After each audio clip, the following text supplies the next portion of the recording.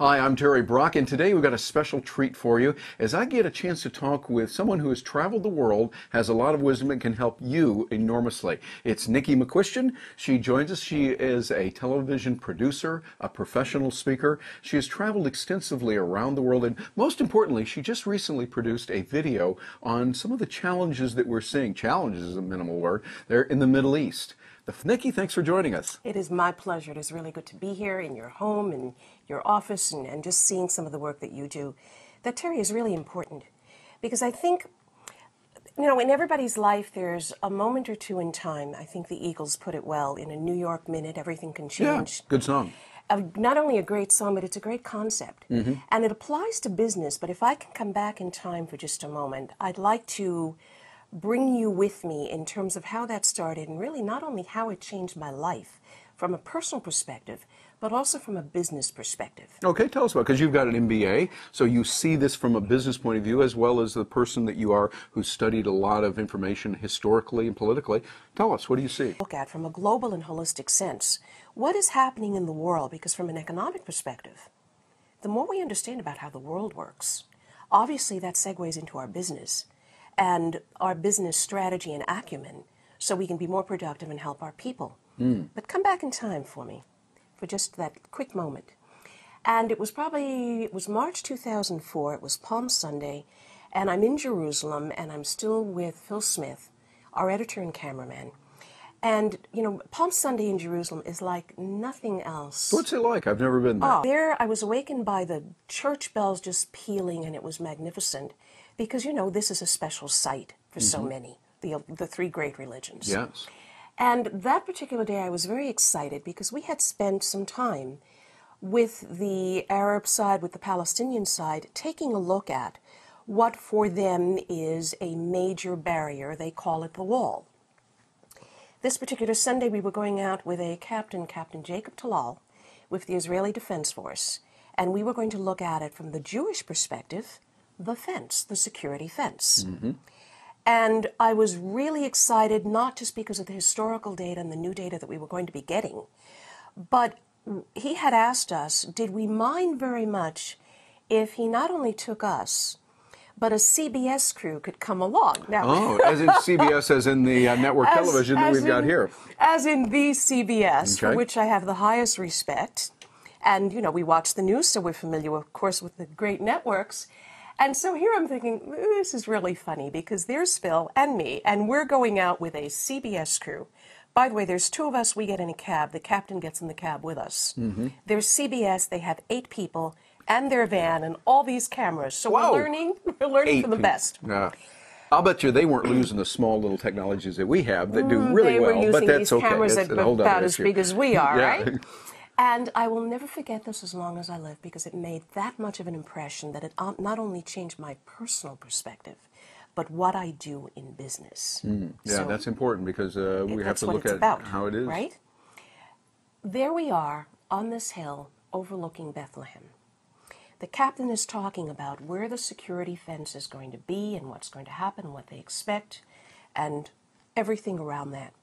And I'm watching and I'm learning, and we're setting up cameras, and CBS is doing what it's doing. And of course, the commentator for CBS had a makeup person. I had me. Not bad, but, not CBS.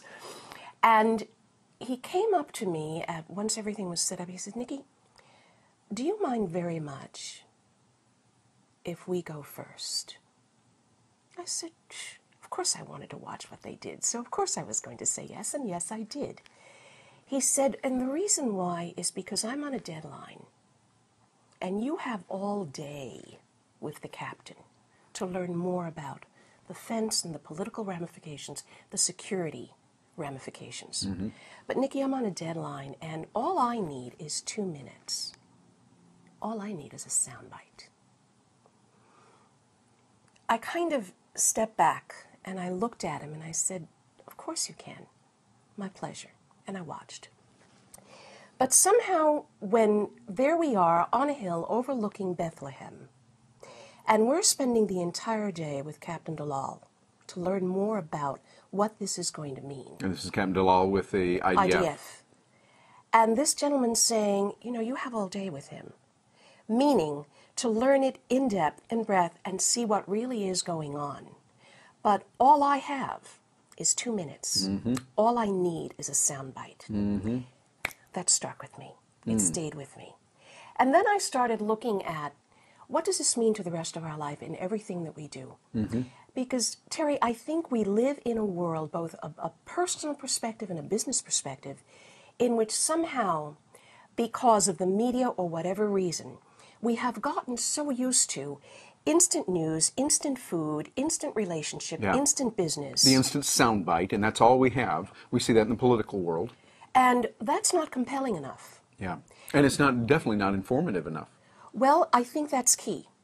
Because any time that we walk into a place of business, in a soundbite moment, we are taking a snapshot of that particular business and how they treat their customers and whether or not we want to make the decision to buy or do business with them. All they're giving us is that first soundbite. And it's from that soundbite that we determine whether or not we want to go deeper and develop a relationship. So if all we have is that soundbite, you know, what do these stats say? That in 30 seconds or less, it's actually 5 seconds or less, we form that first impression of an individual, whether it be face-to-face as we're doing, or on the telephone, or when we walk into that place of business, or when that call that we place. And by the way, how often do you call a place of business and you need their help and you never get a live person?